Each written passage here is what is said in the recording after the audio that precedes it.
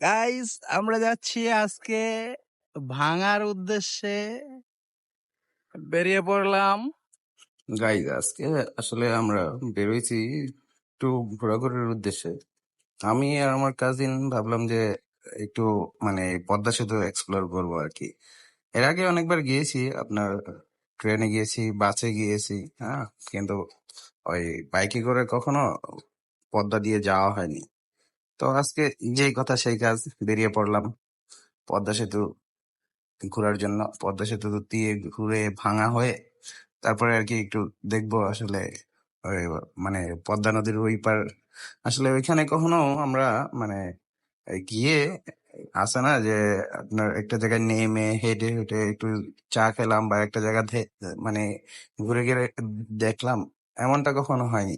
সবসময় আর কি ওই বাসে করে ট্রেনে করে পদ্মা সেতুর উপর দিয়ে যাওয়া হয়েছে। ওই ভাঙা দিয়ে ওই দিকটাতে আর কি অনেক জায়গায় বরিশাল, কুয়াকাটা, ওই বেনাপোল অনেক জায়গাতে গিয়েছি আর কি, কিন্তু কখনো পদ্মা সেতুর উপর দিয়ে নিজে বাইক ড্রাইভ করে যাইনি। তো আজকে যাচ্ছি।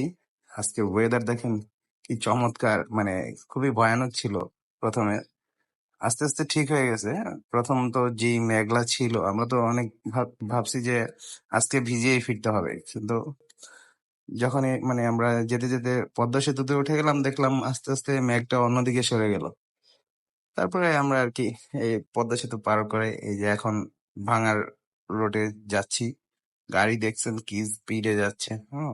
ওইখানে আবার দেখলাম যে স্পিড গান নিয়ে যারা এই পদ্মা সেতু দিয়ে আপনার ভাঙা দিয়ে একটু বাইক ড্রাইভ করবেন, একটু সচেতন থাকবেন যে এখানে কিন্তু আপনার স্পিড গান নিয়ে এই সার্জেন্টরা বসে থাকে।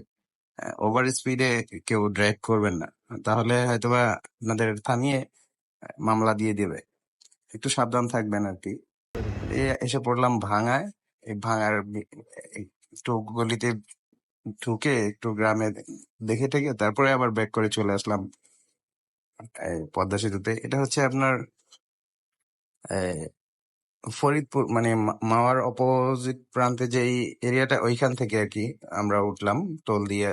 এখন আর কি ব্যাক করছি। আমাদের ঘোরা হয়ে গেছে, তেমন এত সময় নেই তো, জাস্ট গিয়েছি। ওইখানে গিয়ে দুই ভাই 2 গ্লাস লাচ্ছি খেয়ে ওখান থেকে ব্যাক। তারপরে এসে একটু ব্রিজের নিচে গেলাম, একটু ঘোরাঘুরি করলাম, ছবি টবি তুললাম, হ্যাঁ। তারপরে সন্ধ্যা হয়ে গেছে, আমরা ব্যাক করলাম।